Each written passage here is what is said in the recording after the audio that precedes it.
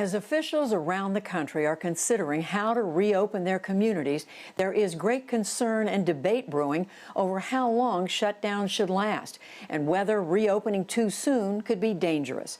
Donald McNeil reported extensively on these questions for the New York Times in a piece that explored how society could be profoundly affected and disrupted for the next 2 years. He's been covering epidemics for close to 2 decades for the Times, and he joins me now. Donald McNeil, thank you so much for joining us. You do open your piece quoting scientists as saying this could last for some time. Why? What do they base that on? Well, basically they say that the notion that we're all going to be out of this in 2 or 3 months and that football stadiums are going to be open in the fall and we'll all be out together is a fantasy. That right now, somewhere north of 300 million Americans are still uninfected and vulnerable to the virus. If we all go out again, things will look good for 2 or 3 weeks, and then suddenly the infections will begin to tick up, and then the emergency rooms will fill, and we'll be back on our way towards 2 million dead, which we were when the lockdown started. So that can't happen, and we won't really get out of this until we have either a vaccine or a prophylactic pill that will let us out. And the vaccine, we are told, Dr. Fauci says a year and a half. What do the scientists you talk to say about that, why it takes so long? Well, they say, look, a year or 18 months is really optimistic. The record for making a vaccine in this country is the mumps vaccine, which was made back in the 50s, and it took 4 years. Now, things have sped up in modern times. We actually have vaccine that part is sped up. You can make a vaccine candidate very quickly. You can't speed up the immune system. You still have to do the tests in people. And coronaviruses have problems. They have a tendency to create a thing called antibody-dependent enhancement when other vaccines have been made, which means the vaccine can actually make you more likely to get the disease rather than less, which would be a disaster. So you have to test very carefully against that.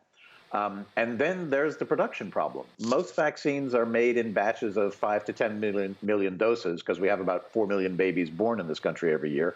But if we need a vaccine that every American has to take, that's either 300 million or 600 million doses if you need 2 shots. So that's a whole different order of magnitude in vaccine production and getting the factories working to do that. A huge, almost an unimaginable amount. What about treatment? You mentioned medicines. What about treatment for the coronavirus? Could that make a difference in how people respond?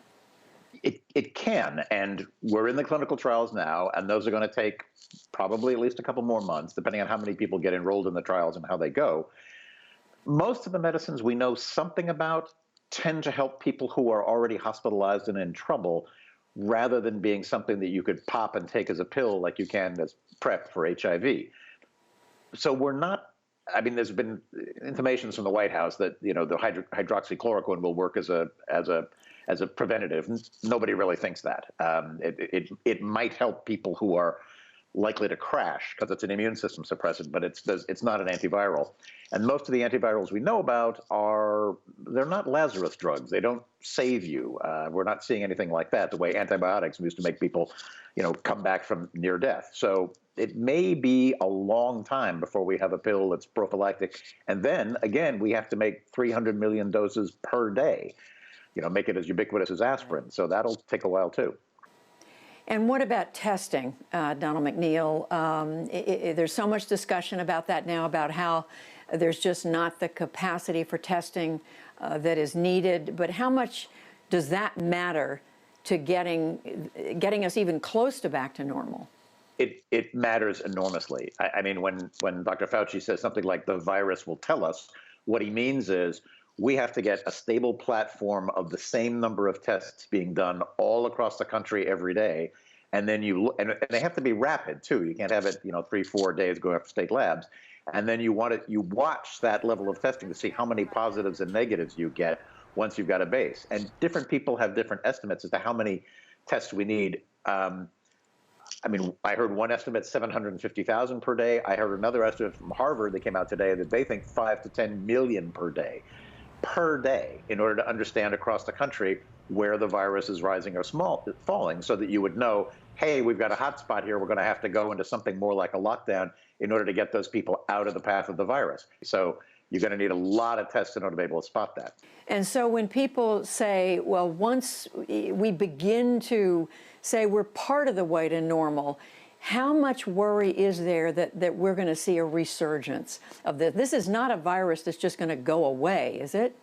No, and nobody really believes the virus is going to fade in the summer either. That, you know, it's spreading in India, it's spreading in Brazil, it's spreading in the Philippines, it's spreading very happily in hot weather countries, and that's typical with viruses. If they have victims they've never seen before, the temperature doesn't really make a big difference.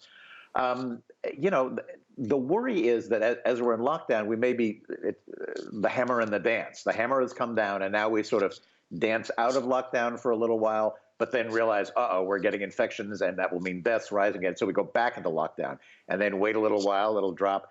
And on the epidemiological models, it looks like a row of shark's teeth, where you see deaths rising, and then deaths falling, and then deaths rising, and deaths falling.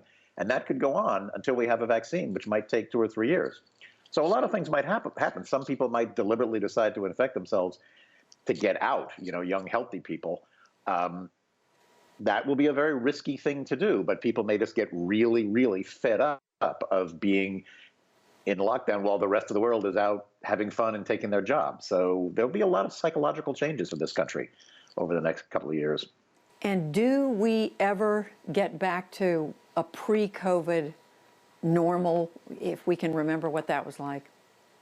Hopefully there will be a vaccine ultimately, and that will, once we're all protected, we're back to where we are with flu shots and measles shots and everything else. Life will go back on again, and maybe life will, you know, become better. This is like going through a war, and you know, in the post-war periods after World War I and World War II, people's attitude towards lives changed. They wanted the League of Nations, they wanted the United Nations. They you know, income equality changed. Life was, for people who lived through that generation, often they recognized it was more precious. It was like living through the Blitz. People began to know what was important in life and what wasn't. But that's sort of how I stay hopeful through all this. But we're not there yet, and we got to go through some pain before then. But that's something we can at least hang on to, even as we realize the reality of this. Donald McNeil with the New York Times, thank you so much. Thank you for inviting me.